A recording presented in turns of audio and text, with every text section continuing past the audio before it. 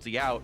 Very clean escape, and it's like, oh, well, you lost an inhibitor. You can do that again, 5 more minutes. And they got the win off of that kind of play. So we'll see if EchoFox can play more of that style, or if Liquid can bounce back from a very disappointing Game 2 loss, as Champ Select begins with very similar bans to before. And good stuff from Fox in Game 2. We'll see if they can replicate. I want to see TL pick a good, strong, winning matchup for Lorlo. Yes, the Shen, I think, is solid, but like I said, it gets outscaled. If you get behind, there's no real winning in that 1v1 anymore, and it's more of a hold-on pick than a counter pick, in my opinion. So, you know, they're trying to look great for him, especially because they did get it ahead. If they can give him a strong lane matchup that Darda can kind of pick on and try to keep KFO down, that'll probably be a big key for TL. Yeah, we'll see if that happens, of course. EchoFox get counterpicked now with a lot of great top laners available. Yep. You're seeing Ryze up as the premier mid laner, Karma up, maybe Braum as the premier support. All the AD carries left up, and Rek'Sai off the table means there's a wide pool of junglers up for tier 2, and it's going to be Braum, actually. First pick for Liquid, leaving up the flex Karma, leaving up Ryze, kind of hoping EchoFox don't even want to play the champion here. It's one of those things, I believe it was Scar was talking about this, where it feels like Braum is just this tank support that allows you to have more flexibility in your other roles, because there's not a lot of supports that are fitting this role right now. Alistar has fallen in priority a lot, so you pick the Braum. It allows you to take on a DPS, more squishy champions in other areas, and have more flexibility with the rest of your draft. So they're going to take that away. It will be the Karma Elise coming out here for Fox. Yep. Interesting that they don't take Ryze? Ryze, I think Ryze has been so good for Froggen. Welcome to... I guess he's played it a couple of times. He actually, you know, he looked really good on it yesterday against P1. That was their Game 1 win. It looked super clean. He was in one side lane. They did 1-3-1 split pushing with him and KFO. Froggen drawing a lot of pressure to sideways, and they're swapping back and forth based on who builds MR and stuff. So he was really successful on it. One thing that would work out, though, is like looks like they're baiting the Ryze pick, because Elise is not the highest priority champion. We've seen Gragas and Graves already played in this series alongside the Rek'Sai, so that wasn't a high priority steal. But what it does do is say, well, if you grab Ryze's Cassiopeia is open. It's a champion that Froggen played in Game 1. He was reasonably good at it, but the rest of his team fell apart. And you're seeing actually Liquid hop off that as well, saying, you know, we know that matchup's out there, so let's hop off the Ryze entirely. They go for the early victor instead, alongside the Sivir that we can expect to see come out. So that is going to be locked in. Take away the Sivir from the Karma team. That's a combo we've talked about a lot. This does mean Froggen has the chance to pick Ryze here once more if he wants to do so. And Nivea, you know, not an option this time around, has been banned out. Will he go back to that Ryze, look for the split push? I think that they're probably going to leave KFO's pick for last. Just so much emphasis had been put on the top lane, and Froggen will have to reveal his mid lane choice. Has the Cassiopeia available, has the Ryze available, so some high priority Froggen picks are right there. The one difficulty, though, is EchoFox need to make sure that they can play a team fight properly, because right now they don't really have a dedicated tank. Elise often builds, even after the... Protobelt is the new hotness for Elise. Right, you're going Echo into Protobelt with Rylays, and like, yeah, there's health on these items, but you're very squishy, so that's not a tank. Here's Karma, who's ostensibly going support. That's not a tank unless you want to bring out Alistar. You've got to find a way to zone out, and it's actually going to be more kiting back. It's this nice split, you know, team fight splitting Talia coming out for Froggen with a much safer AD carry with Keith playing Lucian, who can kite back and get away. So that's how they're setting up for a potential split push game here. Froggen did play this yesterday unsuccessfully against P1 in one of their losses. Did not look super comfortable on the champions. Part of that was to do with the fact that they were not always on the same page when he was going to be going in. Sometimes he'd end up surfing in there and none of his team was coming with him. So they have to make sure that they really are very well coordinated with the Talia engages. Talia, yeah. Talia. Hey, get it right. Way. We'll see Froggen's second appearance now on this, and we've seen a lot of it. Earlier we saw Jensen playing it, Bjergsen playing it, some very successful games there. They both got player of the game on their debuts with it. We'll see if the choice here could be the Hecarim. I like the idea of playing Hecarim here, because you know the style that EchoFox are going for. You know what they're trying to do to you. You grab a fairly safe top laner once again. It didn't work out for Lolo last time, but you know he does have the ability to survive the matchup, and now you've got a nice hard engaging jungler to make sure you get into the backline, or to try to further upset the matchup in the top lane 1-on-1 or 2-on-2. Yeah, this gives you two options. When you have a super hard engaged jungler like this, especially paired with Shen, as a Shen player, you love playing with these sorts of junglers, with the Nocturne, with the Hecarim, with the Eve, these ways that can you can just submarine into the team fights and get in there. And I think that because they have such hard engage, KFO doesn't have the chance to go for these kind of dueling split push 1v1s, because if you try to go for a 1-4 comp and Hecarim just ults into your team with a Shen ulted on him, there's no escaping that engage. He will get it. So you cannot afford to play that playstyle. The hard engage is kind of just too intense there. It's going to be putting KFO onto more of a team fighter. He's got to play the tank. You said they were missing that role. He's going to be on Gnar. And it's nice because it splits the difference. You can still try to get that solo advantage playing Gnar into Shen. It should be a good matchup for him. You might even see a Frozen Mallet to continue that. But also, you've got a player who creates walls for you in a team fight for the Mega Gnar ultimate. So it should be easy for KFO to smash a bunch of people into a wall, line them up with a stun, hit a cling across them, whatever else you need. This could be really scary. And you've still got the fact that Taliyah, much like Twisted Fate, can get to those side lanes and upset those matchups. So I think there's a lot of tools available in the tool belt for Echo Fox. It's the Inspector Gadget comp here in some ways. Liquid, though, can smash team fights. That one tool is incredibly strong. They're incredibly quick. It's going to be a fun one to watch. So now, it's the last time these teams are going to be heading into battle this split unless they hit playoffs. So time to vote on Twitter. Who's it going to be? Hashtag TL win, hashtag Fox win. Show your team spirit, because we are into the final game of the match. Echo Fox to get their second win of the entire split. Liquid wanting to say, hey, we're nowhere near this caliber of a team. Let's get up there again. Sitting at 6-5. Here we go into the third game. Liquid hoping to smash. We'll see if they can do it. Fox definitely wants to close this out. You talked about it. They've picked up a lot of games, but they've rarely been able to actually close out the series. So they want to piece together this win against a team like TL. That would really be a big boost of confidence, especially with Kez coming in, first time as a team with Kez. If you can win a series against TL, hey, that bodes pretty well. It does bode pretty well, and sometimes just that one change turns into a miracle. You look at Liquid, Piglet out for Fab. He doesn't even look like a good thing on paper. Kez, I think he's going to be okay, though, into Spider form for bonus movement speed. Yeah, and the Q times out, so it's a Ghost down, Thunderlord's triggering, and looks like they're going to be totally fine. But Flash from Matt, too, so a fair number of summoners blown, but at the same time, unless there's some sort of early gank, if they're going to a lane swap, you often don't really need it. We'll see. Oftentimes, it doesn't mean much of anything. Absolutely right. But good job by Kez knowing he didn't need to flash. Yeah, very smart about it. No one was quite in range for him. But yeah, to continue the point from earlier, sometimes one roster change is all it takes to make a team really turn around. Sometimes it's psychological. Sometimes it's just you need that extra X factor. Fabi joined from Liquid, and they went from a 1-3 record to what's looking like maybe 5-2 at this point in time. Maybe it gets a bit better. Maybe it goes up to 6-2 if they can win this one and close it out. Another thing worth mentioning, although you do have a kind of priority in that 1v1 matchup, you can start to bully Shen, especially as you build into Cleaver, Frozen Mallet if you want to go for those 1v1 split push type builds. You're not the kind of champion that just gets up to a turret and smashes it, right? You're not the Aurelia, you're not the Fiora that's just solo taking the base. You are still someone who has to come around and join the team fights, and yes, you get priority there, but it's not where you win the game. You generally win the game in 5v5, says Gnar. Fabi giving quick life advice to KFO. Better duck, so he does, and gets away from the boomerang. No damage dealt as he very brazenly looks to fight for some of the farm. Absorbs XP from one of the melee minions. And if he's not pushed out too hard, we'll get another 2 of the 3. Similar boat for Lorlo as he's already run away. He's joining up in the top side, so he's nearby the rest of the squad. Kez with some standard jungle clears himself, actually jungling quite safely. This time around, neither jungler gets a greedy start here. And here come the teleports to make the turrets go down. Froggen with a nice deep trinket ward to make sure there's no shenanigans in that bottom jungle. We'll see if that one pays off. For the next minute, they will know if someone comes into that jungle.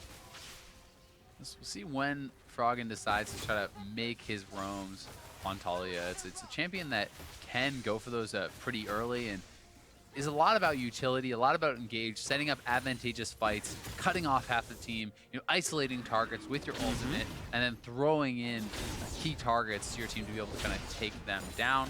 Also has very good wave clear. One of the big strengths of the champion. Absolutely agree. So we'll see what kind of impact Froggen can have in this one. especially a dynamic map would be nice for him. Phoenix is running Ghost and Flash, no teleport, so we cannot mirror these rotations nearly as fast as Froggen can. Wave cleared away pretty reliably, and Froggen pushes in the first wave, and will be up a small amount of farm over Phoenix's Victor when that happens. Froggen himself bringing actually Ignite, so extra kill pressure on this champion who has a non-damaging ultimate. Might actually find some real punishment if he gets into a fight. Could definitely go for that. Went Proto Belt yesterday when he played it. We'll see if he's going to go for that as well. It's something that a lot of people have really been liking. It's kind of more playmaking. It's mobility. It's engaged damage. It's really cool. Great item. Right. I mean, Lucian has his Relentless Pursuit, his dash to re-aim the culling to make sure he catches up to someone.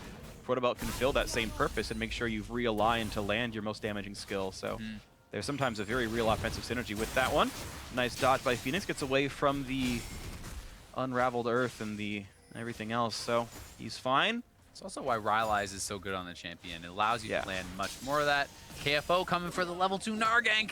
A little bit of a slow off on this one, actually. Not part of any of the turret shenanigans. He will eventually join his team in the top side. It looks like we get ourselves into lane swap with a very equal trade. Actual gold identical right now. Farm on a couple of different people, but overall it's equalized here as we will have the turrets going down. Solo gold likely going to the respective top laners. As Froggen keeps surfing around. Nice seismic shove tags Phoenix.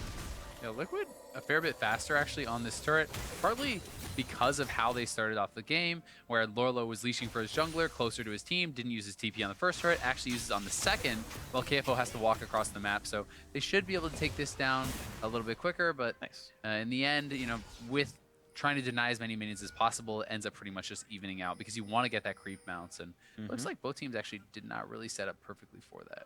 Yeah, we'll see what ends up happening here in this one as Froggen tries to push around Phoenix. He's up 5 minions right now with a pretty mirrored lane as the minions fall to equate that. There's the bottom outer turret going down. The attempt at a gank coming in from Kez as he waits on that side of the map. Froggen trying to push Phoenix to the left. You can see him running to the right-hand side. Here comes the attempt, though. It's already 2 in for Liquid. A nice stun stops up Dardoch for now, and Froggen will have to flash to keep himself safe. That is a summoner burn. Nice gank by Liquid going once again in toward Dardoch. Yeah, Matt working well with Dardoch, and back to game 1. We did see that happening time and time again. You know, the bot lane would move up here, joining up with Dardoch. They converge on mid lane, trying to build those advantages for Phoenix. And at this stage in the game, as a support, you're not really doing that much anyway. So Matt is just kind of investing some of his time and gets a summoner out. So great job by him. I think he's been playing fantastically this series. Even in the loss, was really on point with his Braum, blocking skill shot after skill shot, you know, stopping the arrows, stopping the Nami waves. He's been on point. And you mentioned earlier at the level 1, if it was going to be a lane swap, the use of summoners by Liquid would have no negative effects whatsoever. You saw that play out here. They've all come back from cooldown with nothing to hurt them for it. So, you know, it was worth making the risk because there was a very low chance of it hurting them in any meaningful way. Yeah, definitely. And these later summoners, like the flash on Froggen, actually does start to matter because now he's level 6. Hey, he wants to make some plays. He wants to roam around the map. Flash is an excellent playmaking ability. So not having that now means not only does he have to play safer as far as just avoiding ganks in his lane, he has less ability to affect those side lanes, to look for those kills and try to help snowball his team and get those advantages. Froggen rock surfs out, puts a trinket ward to defend his. He's looking for an alt top lane. Upper jungle. Yeah, he's here alongside Kez, but you've got Dardoch running nearby as well. Wants to fight for the Raptors, and now he's going to put up plenty of damage. He's going to force the early ult out of Dardoch to stay alive, and he will slink away from Kez. Was level 6 first, though. He's been out jungling Kez as far as gold and experience gain is considered.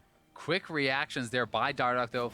The throw was actually going to land from Froggen, so he immuned that. Had that landed, it would have been first blood, would have brought him in range of the Ignite, and it would have meant the kill for sure. So does have to blow the ultimate.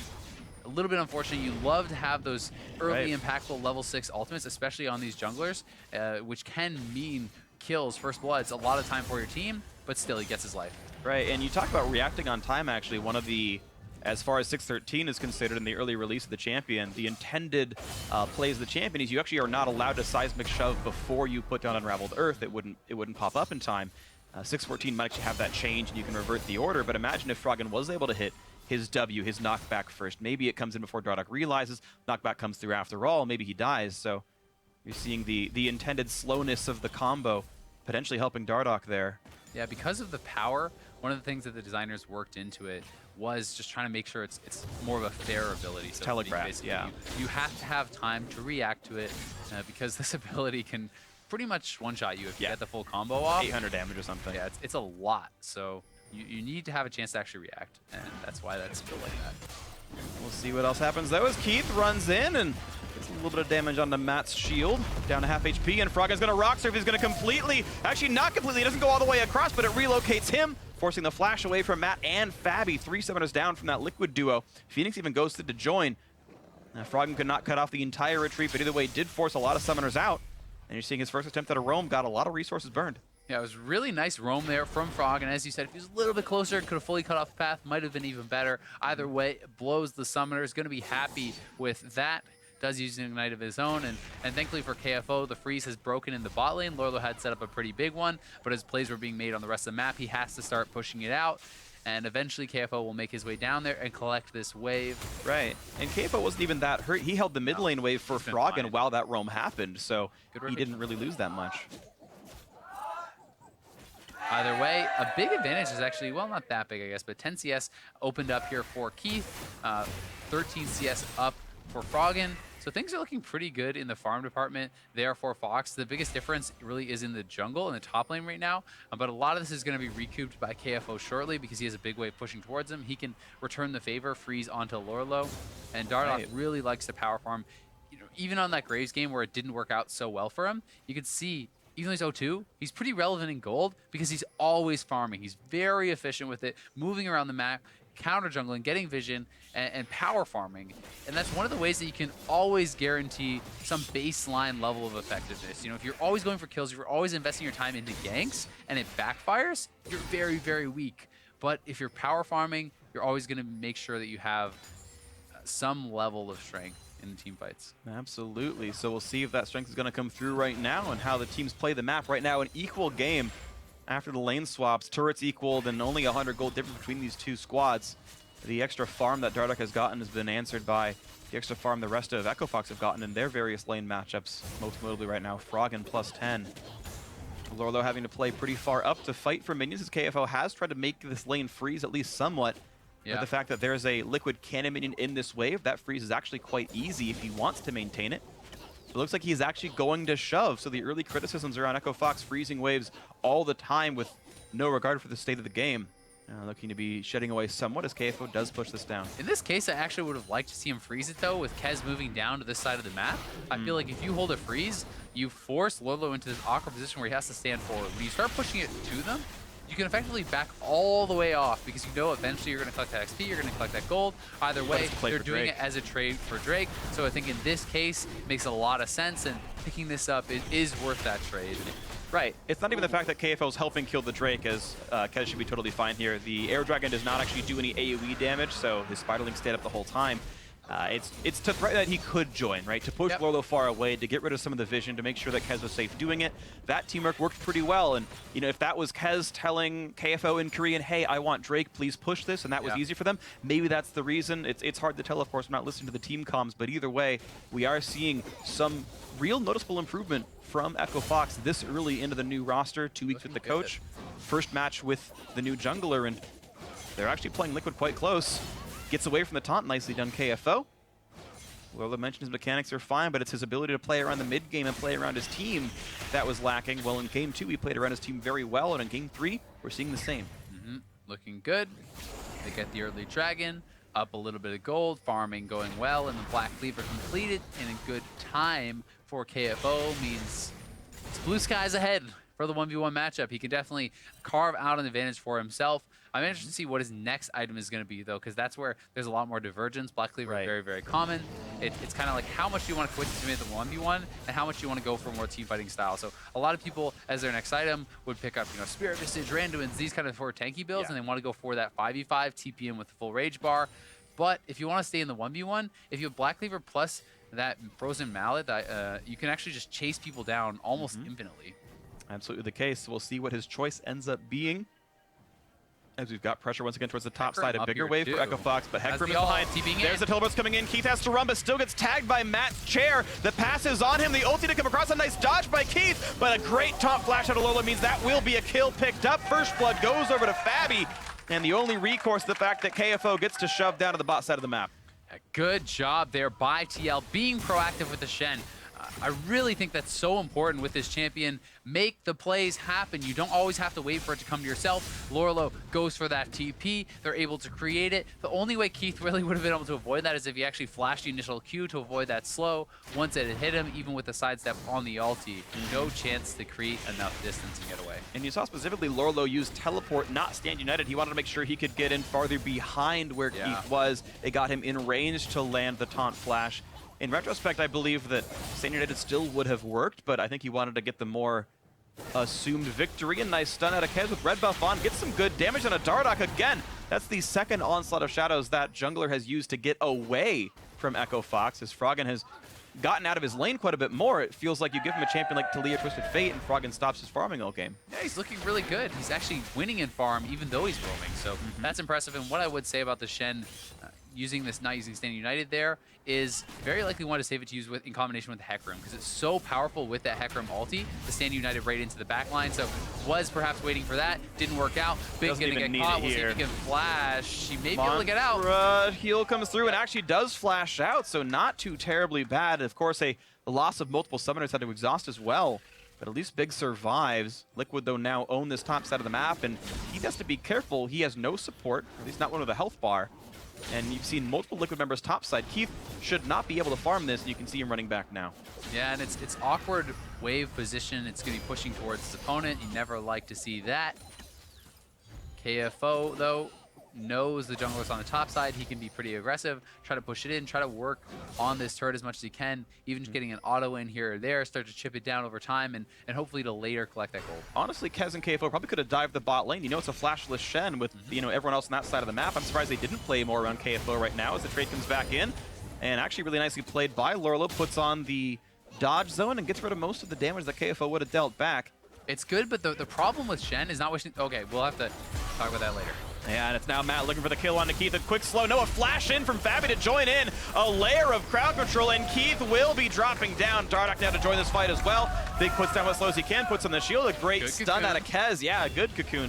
But now he's got to run far away. Big will drop to the boomerang. Hits him front and back. Froggen's around. A great seismic shot. The Gnar ulti not quite available. Finally puts it across, and they get themselves at least a kill, but it's 4-1 in total for Liquid now. They've killed many of Echo Fox for only one death. 3 for 1 in that fight. TL making another proactive play. Shen ults in. They pick up the quick kill on Keith, who is really getting picked on. Even though he's at a strong point in the game, they're just not respecting the fact that Shen can always join these fights, can always be there. You need to have either more protection for your duo lane for Keith, or you have to play more safe.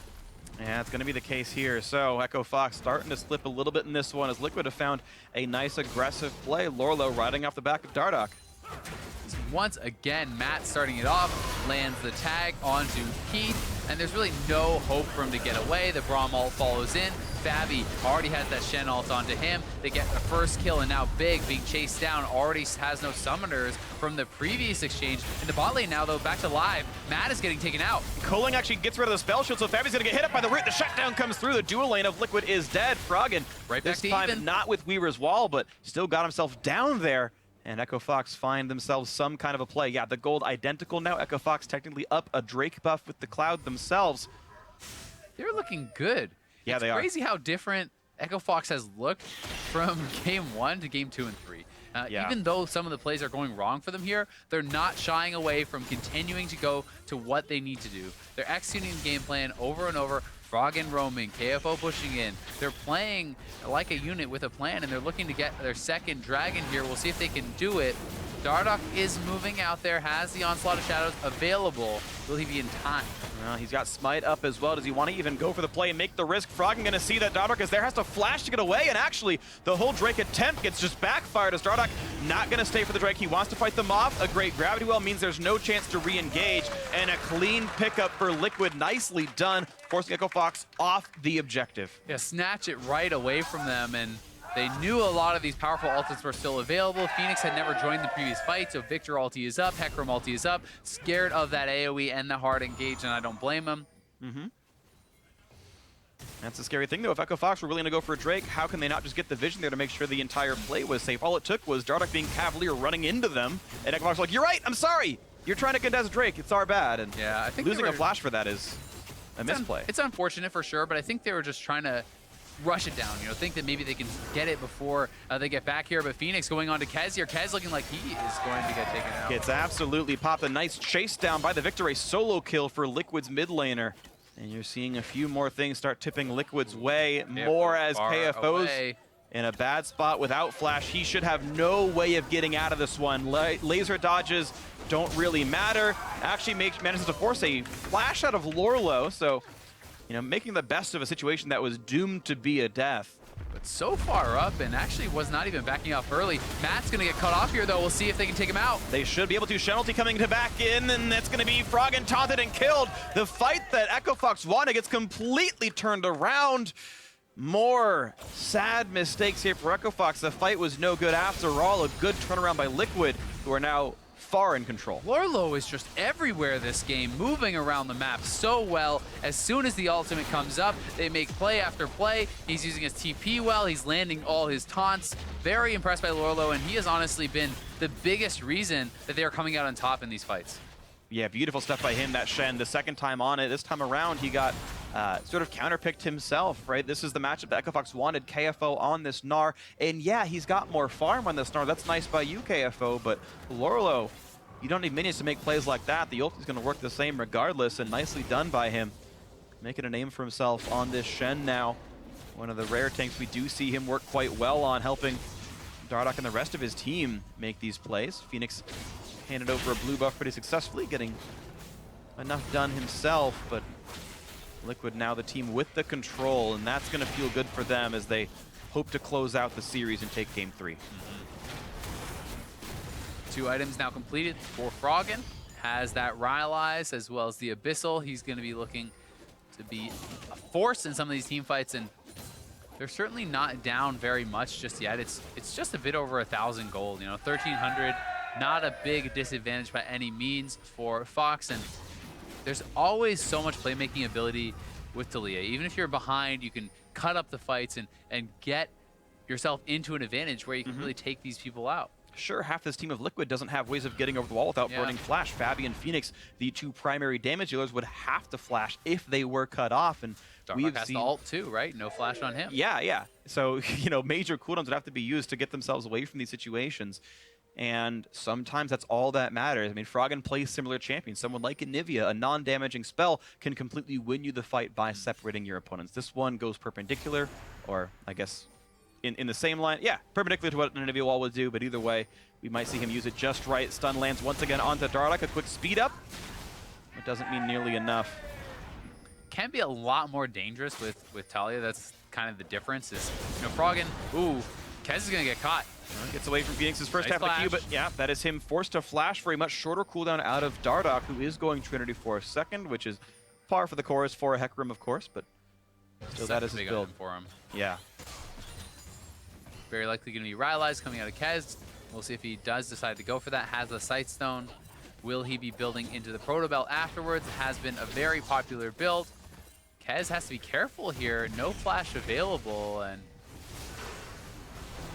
here comes the attempted play once again. Dardoch in without the onslaught of shadows, but he runs fast enough. Here's Shen riding in as well, looking for big force to flash, where the taunt lands onto Keith, though, and the dive out of Phoenix. That's one. That's going to be 2. A great fight for Liquid, picking off even more of Echo Fox. Can they respond? Some low health bars, but only 3 members here. And they were pretty much out of mana as well. Kez has very few spells left to cast, as Liquid are absolutely in control now. This mid game is all theirs. Ooh! He actually gets the seismic shove back onto Lorlo, but he's just too durable on this Shen. The assist he's accrued gives him a lot of stats, and he's okay. It has some MR critically to be able to weather that storm. Right. Had picked up the cowl knowing he's going to be matching up against this Elise, against this Taliyah. And once again, here is that play. Dardoch going in. Shen ulti for the reinforcement, and there's just no chance that Fox can fight this. Nails the flash onto Keith, who had actually just flashed. So a bit of anticipation there from Lorlo. Really good stuff from him. Nails the flash, good engage from Dardoch. And that 1-2 punch gets another kill. 305 on the Shen now here. involved in almost every single kill. Yeah, really, really good stuff from him there. This Liquid top laner doing nicely. And I got to give them props because the fact is there's only really one matchup that looks super good for Echo Fox, and that's the Gnar into Shen. And they've never really put themselves in a situation where they're able to collapse onto Lorlo and KFO's lane. Yeah. Right? Liquid's never really given those Taliyah roams room to work. And some of the ones that even happened, well, Shen ultis in and turns it around anyway. It's just about being proactive. They're the ones starting the plays. Yeah. You don't wait for KFO to build up this massive advantage where Lorlo now can't do anything. He doesn't actually care that he's falling a bit behind on CS. Yes, he's losing some turrets. Yes, he's falling behind on CS, but he's moving around the map very actively. He's enabling his team to pick up these kills and get ahead, and that's what you have to do on Shen. You have to be putting your teammates in a position to carry, because in the late game, you're not going to be bringing that damage in. Sivir with 3 kills. Phoenix with 3 kills on Victor, that's what you want. Well, good juke away by Keith, gets himself out of turret range, but Lorlo invincible to damage and just walks away after the attempted taunt. But here's the chase in for Dardoch. Big is going to be dying on this one. He's got nowhere to go. A rampage now for Lorlo's Shen, 10-3 in this one. It's only a 2,000 gold lead. It's not catastrophic, but you're just seeing Echo Fox not find anything to do. A nice chair from Matt means the slow, means the taunt, and another kill now comes in for Fabi 24 minutes in. Liquid looking maybe at Baron. They're going to be going for it, and KFO moving up here, trying to respond. They do not want to give over an early Baron. It will do a lot of damage to the team.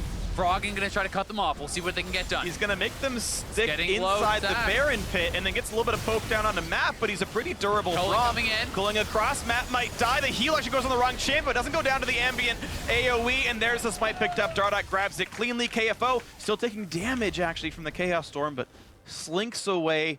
Liquid, though, off a 2 for 0, grab a clean Baron and a clean disengage. Good shot calling, nice commitment to the Baron. No panic there from TL.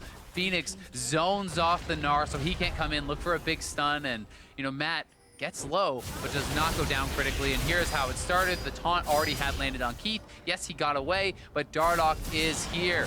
In he goes with the ultimate, lands the fear onto Big. He's gonna go down, and the chase will continue. They're so fast at chasing them down with the Ghost, with the E from Hecarim, and now Kez gets caught. Flash Q there from Matt means there's no way for him to get out.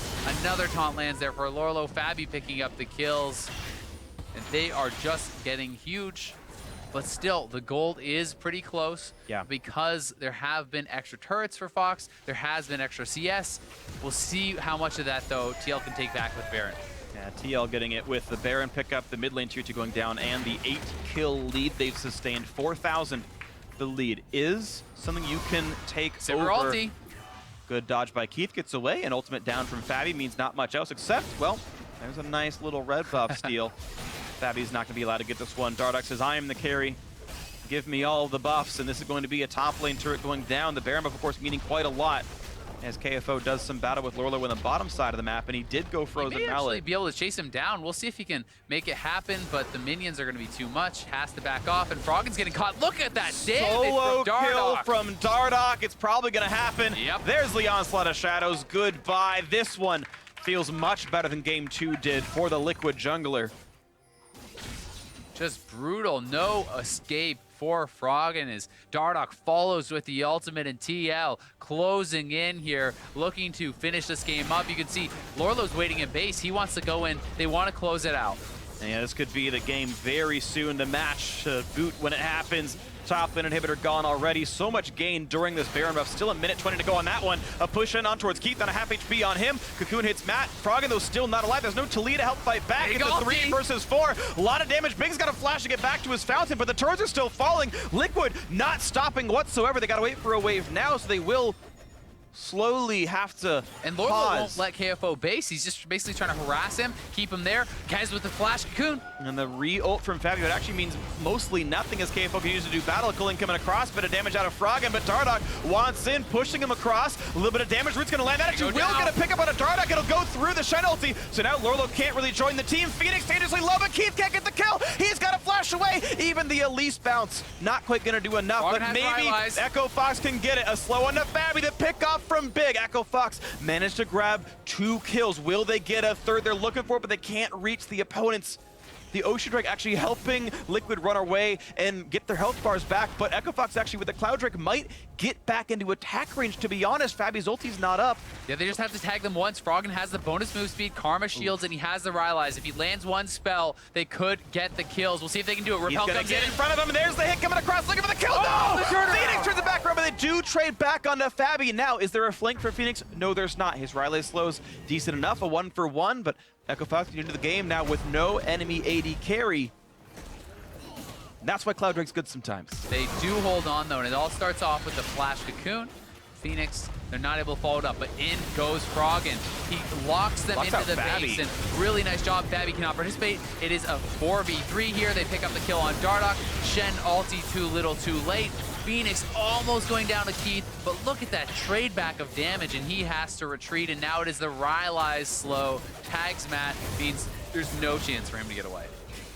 And then, yeah, the slow, long re-chase in as KFO was battling Lorlo the whole time, but didn't get all that much done. The turret score still 4 for Echo Fox. Looking quickly at that bottom inhibitor turret, not really hurt very much. 2,800 of 3,300 health. Not anything substantial done from KFO aside from, you know, keeping Lorlo down in that lane. A lot of CS up, though, for Keith. A lot of CS up for KFO, and that is why they're still relevant in the game. They are down 5,000 gold, though. Very significant. One inhibitor has been cracked, and Gnar, although it's a great split pusher, you're not really slaughtering these super minions. It's tough to actually continuously clear that out, and TL are looking to press the advantage. They want to crack the base. And interestingly, because of the farm differences and whatnot, the actual gold lead per player is all about 1,000 individually. It's very spread out. Even though Lolo has all these kills, there's so much farm on KFO, he's matched that gold for the most part. So it's just small, sort of diffuse advantages for Liquid if they can make something more happen. A great turret kill adds more gold to every one of their players' pockets. Looking now at the bot lane inhibitor turret. Top inhibitors dead, damage on the Fabi. He's really low. And yeah, they've locked out half the team, but Lorlo's taking the front side. They zone out Phoenix as well. A nice knockup out of Matt, but here comes a couple of stuns. KFO flashes, gets the stun on Matt, but that's not enough because Dardoch is here, and he wants KFO. Stuns going to land, but the shield keeps him alive. Big Fear ulti! comes back in, doesn't lock in many, but it will be the kill on the KFO. They've actually picked up Keith first. A 1-for-0, a nice fight for Liquid, turning it around. KFO revives, and he's popped as well. That's 2 now for Liquid. 5v3, and the health bars are big enough to keep the play going. Dardoch came up huge there. 5-man Hecarim ulti lands the fear on everyone. Fox gets completely scattered, and not only do they get 2 kills, they get the GA from KFO, and they are looking to close it out. There's a flash taunt available for Lorlo. Will he go for it? Bit of a chance at wave clear. Lorlo stunned up. Dardoch still very injured, honestly. Echo Fox have one of their major carries. The flash taunt comes in. Froggen dangerous, and he is dead. It's now a 5v2. Liquid looking to close it out. Keith! Oh, sorry, it's big, but he goes down. Phoenix picks it up. Nicely done. Now only Kez stands between Echo Fox and defeat. It's Liquid looking to win this one right now. 5 versus 1. Now 5 versus 2. Keith has come back up, but they might make the dive happen. KFO arrives and alive as well. They've picked up one. It's Matt going down. They might be able to save this one, but a turret has dropped, and ulti in, and yes, Dardoch gets a kill, but it's only a trade. The Nexus now left open. Fabi chased in, but the gravity well picks him up, and it gets all of them, and that's going to be the win. It's Liquid taking down a hard-fought series. It was tight the whole time through, but that's the Nexus, that's the game, and Liquid hold on to a strong record. Close game there for Liquid, and I think it's a lot closer of a series than they were hoping for. They do close it out off the back of some big plays, and 5-0-2 is the scoreline there for Lorlo. He was instrumental in not only creating the lead, but in getting those picks that helped to end the game. And you know, Dardoch with the 5-man ulti in the bot lane. Phoenix, as always, huge in the late game on Victor. Absolutely the case. So Liquid pulling out a hard-fought match win, improving them to 7 wins, which keeps them tied with Cloud9, a team they've already beaten once and will play again over in the 9th week to try to get a better seed for themselves. And they've got to try to stay in that top of the pack because there's basically 7 teams right now looking at playoff standings, and one of those isn't going to make it, of course. Echo Fox, to talk about them, do look somewhat better. I mean, Liquid honestly would be one of their very toughest opponents in the entire league, and to play them close is actually heartening. It's one of those losses where you can look at and say, okay, yes, you're not the best team in the league, that wasn't a big surprise, but actually playing close against the top team maybe it looks better next week. I also have to give them credit for battling back after a devastating first game loss where they got slaughtered. That game was not even close. Yeah. It was 26-27 minutes. They lost by 15,000 gold lead. And in game 2, not only did they play it closer, they actually win, and they look very good doing it. Game 3, it was a closely fought contest. I think that Liquid in the end kind of out-executed, outplayed them a bit in some of those key matchups, and KFO was never really able to carve out the advantages that he needed. Yes, Gnar is a pusher. Yes, Gnar can get these advantages, but you're not someone like the Aurelia, like the Fiora, that's just able to easily solo kill a Shen. Right, you don't really push it any farther forward, and especially with how much Lorlo was part of these fights, the Stand Uniteds, the teleports, he was part of almost every single kill his team ever got, and despite being outlaned and counterpicked, he had a gold lead the whole time because of how well he was able to team play, and it was really nice to see a player that had been getting a lot of flack, honestly, from Liquid, one of the weak links on the team, having a sort of a carry performance here on this Shen, where he, I think, almost never died the whole time, and had a good performance. Yeah, no deaths, 5-0-12. Yeah, very 17 out of 20 for KP. Yeah, so impressive. But also just the fact that he's playing it proactively, not reactively. That's how Shen should be played. Yes. I really get frustrated sometimes watching this. It's one of the champions that I play like more than anything else, and it's one of the champions that really excels at making plays. You don't have to wait for the plays to come to you and then just ult in and save your team. You can just team up with the Hecarim, with these aggressive divers, ult in aggressively, and make the plays happen. You have 2 globals, they have 1. So even if you TP in, they match you, you do it again right after. That's how you collect the advantages. And Lorlo displayed this incredibly in this game. Absolutely agree. When Liquid looks good, they look like that, where it's Lorlo and Dardoch calling the shots, diving in, getting the backup, and making the team win. So a wonderful Game 3 win, a close one, but still a victory nonetheless here for Liquid. And now we have Rivington on stage standing by for post-game interview with Liquid's top laner. So take it away. Thank you very much, gentlemen. Great cast on the day. I am joined by Team Liquid's Lorlo after their win over Echo Fox. A fantastic win at that.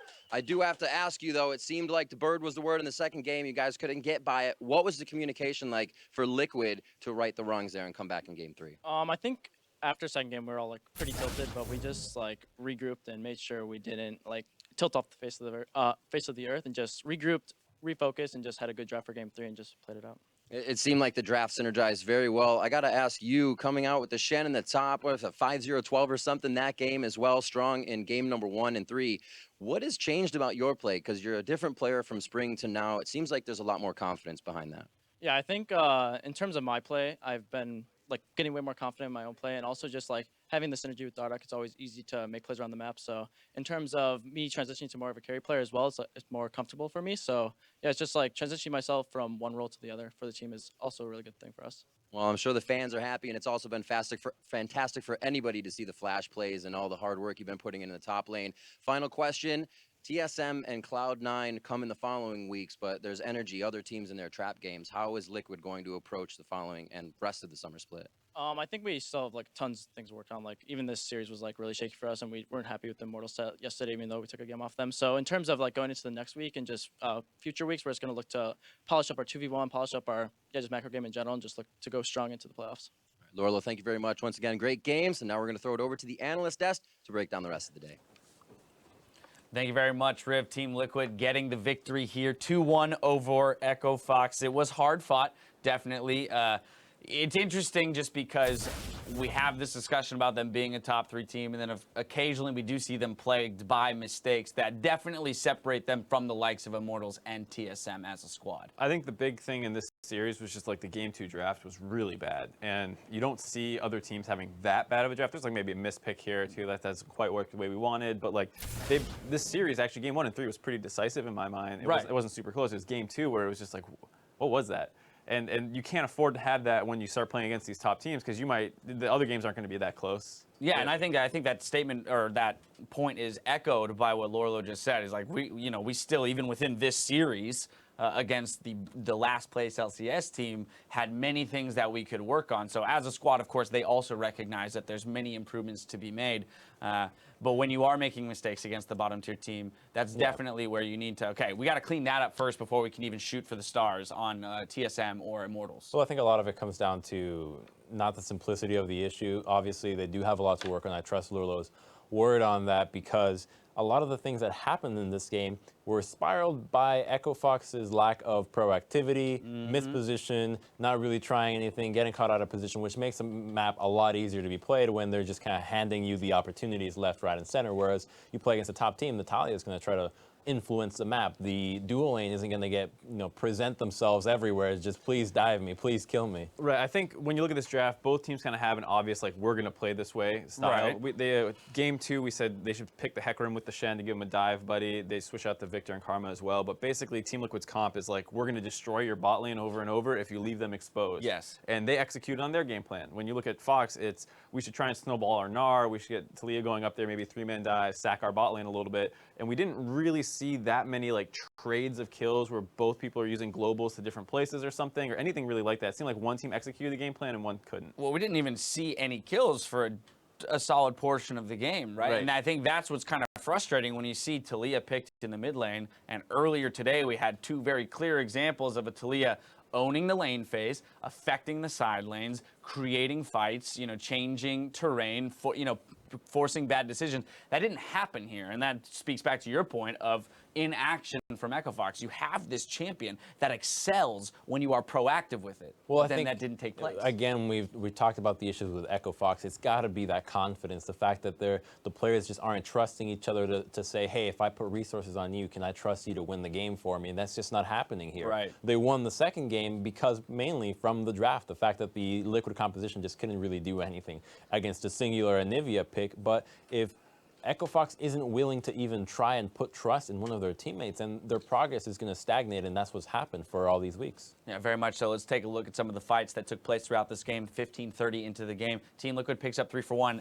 Up to this point, there had only been 1 kill in the game, so it was slow moving, at least for the early stages, but Team Liquid going to snag themselves a solid advantage here. Right, I think the thing to look at is like, the Fox bot lane's a little pushed up in the long lane, so Team Liquid makes a very forced bot lane dive, not even really dive, just play on it. If you looked mid lane just prior to this, Froggen had pushed in Phoenix all the way into his turret and was trying to like harass him under turret rather than swinging top and trying to make a play. And I think that's the big difference in these teams that you need to look for. Like here, they're able to start collapsing, but if this fight started a lot earlier, it's not a 3 for 1, it's a 2 for 2, or maybe even a 3 for 1 for their favor. But instead of taking that pressure that Froggen had and moving around the map, he looks more like he's harassing. And that's the big difference. When Bjergsen had the pressure, he was topside, making that Rumble's life hell. Yeah. You didn't see that for like Shen was not pressured the same well. Ray. Yeah, I didn't know I want to be Ray at all. That looked like the most miserable top lane experience of your life. But yeah, exactly that, right? And so here we have Team Liquid finally finding their advantage 15:30 into the game.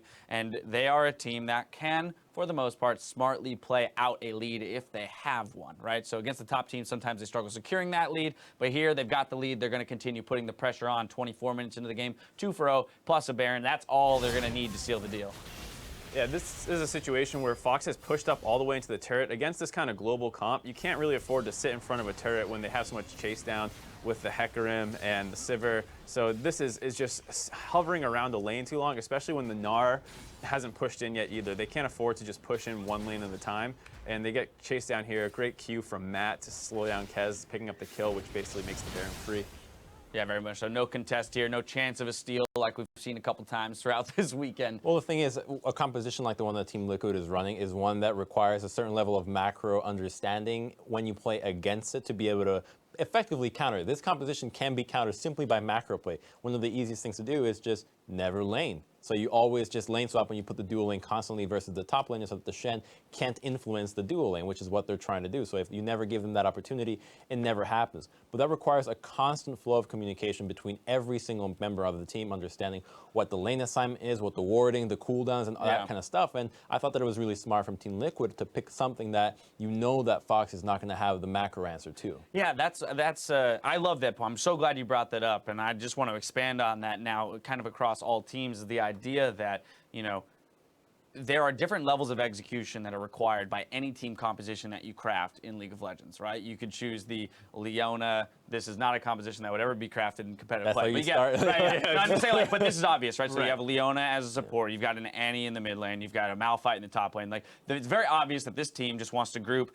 We'll dive you under a turret. Doesn't matter. We have tons of AoE damage and lots of go buttons, right? So that's how that's a very binary, team composition. Then you have things like what Echo Fox crafted here, and as you just mentioned, this is less about the actual execution or landing of a couple different abilities in combo with each other. This is more about now how we operate around the map as a team and play it strategically. And if your team doesn't excel in that area, I would never suggest that you craft that kind of composition. Team Liquid rightly understanding that, okay, if we just pick something that does have a very direct approach to winning this game, Fox is not going to be able to keep us split or running around the map the way they want to. Ties into the previous series, actually, of CLGP1, of CLG being unable to respond to a macro champion like TF that you have to respond in the macro sense. So it very much applies to pretty much every single team. And I'd like to see more understanding of that concept from the lower level teams. We'll see if they can grasp that by the end of the split. Player of the game going to Lorlo here, as we heard him interviewed just moments ago. 5-0-12 on that Shen, 85% kill participation. So definitely picking his game up here in game 3. It's a better feeling getting a scoreline like that than getting a bunch of kills. So when you're playing a tank and you don't die, always the best. Right, especially given the comp he was against. You think that he would be a heavy focus given the counter pick of the Gnar versus him, as well as having the Talia to come in with global pressure. The fact that he doesn't die in a game where he's probably the most susceptible person in his team is extremely impressive. Yep, so Team Liquid once again picking up the victory here in a 2-1. Both of our second series of the day ending in 2-1. But that just makes that middle pack all that much more interesting, especially with the CLG victory as well. With the week at a close, let's see how, or rather which players took home the most player of the game honors. Huni, Huhi, KFO, and Pyrian are the heroes of the week, each earning 2 Player of the Game awards, with 11 other players walking away with 1 additional mention. Now let's take a peek at how those awards have influenced the leaderboard. TSM's Dane in the mid lane. Bjergsen is on top of the heap with 8 awards, followed by Teammate Doublelift and Immortals members Huni and Pobelter with 7. And of course, we've got a slew of Team Liquid players to follow. It's got to be in the colors because there's a very obvious color palette going on there. With blue and the blues green. and the seafoam greens, anything, I think ocean, water related. Huhi, #1 for CLG for player of the game. So everyone else kind of has like 1 or 2 there, and then Huhi's by himself. I've never been in a team with those colors. Yeah, what, you just yellow? Thank you for bringing that up. Now that that's out of the way. Whew! That is an interesting point. And I think it's even more intriguing the fact that players like Pobelter and Huhi, 2 players that we didn't necessarily look at as playmakers in previous splits, are snagging these Player of the Game awards, and part and due because they're stepping up. And then the other aspect of it is that as meta shifts, obviously different roles become more and less important and/or flashy. Even if you don't want to use the word important, because all roles are integral to a team comp, it's certain ones are going to thrive or be spotlighted a bit more than others. Yeah, I think right now we can see that mid lane is one of the highlights of the draft for a lot of teams. It's either first picking the OPs or getting counter picks, or in situationally strong ones like the global Talia and TF. Right, exactly. All right, well, earlier today we invited you at home to show us how you're watching the LCS on Twitter, and we got a ton of great responses, photo responses. So here are some of our favorites. First up, at Squidosaurus Rex sends an adorable photo with a simple message, #TSMWin. Starting them early there. Right there, no choice in fandom. It's never too young to be like. Yeah, that baby looks like it's pretty excited. It's yelling or yawning. Yawning. Maybe or the game's asking I don't know. food. Is it excited? Well, TSM dominates the way they do. Maybe you do get bored watching. Do you get bored watching your team win that much? As a Patriots fan, I can say sometimes you're kind of like, when's the postseason start? Like when do I need some real competition? Yeah. That's easy.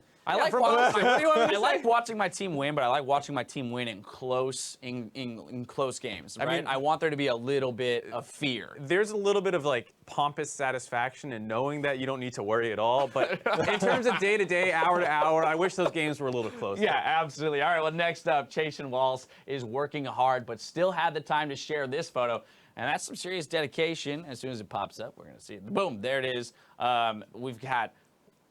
I can't imagine watching League of Legends and operating a sharp blade is the smartest of ideas, but I do respect the commitment to competitive League of Legends. He can clearly multitask. Well, I mean, the cuts are pretty good, right? I'm more concerned about the tomato juice near the phone. Like, I trust this guy with the knife and all that, but like the sanitation maybe, the whole just getting your phone messy. No water damage, please. Yeah, I know. If you're a good enough cook, you can cut it without the juice going everywhere. Are you a good cook, Crumbs?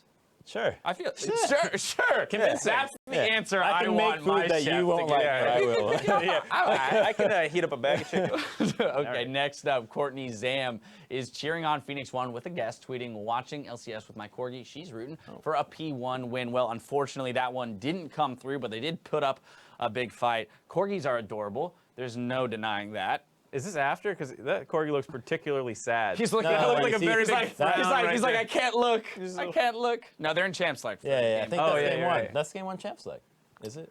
I don't Yeah, I know if think it's it game is. one. It's I'm game not one. going to Yeah, you can see this It's game one. blurb is clearly. That's the Nard. That's the Nard. They've been our all 3 games. Yeah. No, Brom Rex. I'm going to move us on to our last yeah, one yeah, now. yeah. Game one. Finally, at Wellington CP is one of our international partners, bringing the LCS to a French-speaking audience, and they've got a cool setup we wanted to share. So this is actually, in part, the control room that is broadcasting the North American LCS out to our French-speaking audience. So a good little insight on how they operate. That's O Gaming. Would be the organization, but fun little setup there. Riv and Azael, I believe, off on the right screen. Good to see those I'm guys. surprised you know that's Azael. Looks like a ghost. Just all Man, you white. need to get your eyes checked. You can't see the champ select. You can't. It's Azael. Yeah. Too close. It's just pixels. I just see a million. Oh, it's Riv and Kobe, so I actually was wrong. Yeah. As I yeah, also it just was- kicked something yeah, off I the was desk. testing you. We are falling apart here and digressing as we do every weekend now with these three days of games. Let's take a look at the league standings updated with results from week 6. TSM in first place has now clinched a playoff spot. Immortals are still in second place, and we've got a third place tie between Cloud9 and Liquid. CLG is 5th alongside Team Envy, and the bottom 4 teams in order: Apex, Energy, Phoenix One, and Echo Fox. Now time to look ahead to next week. We kick things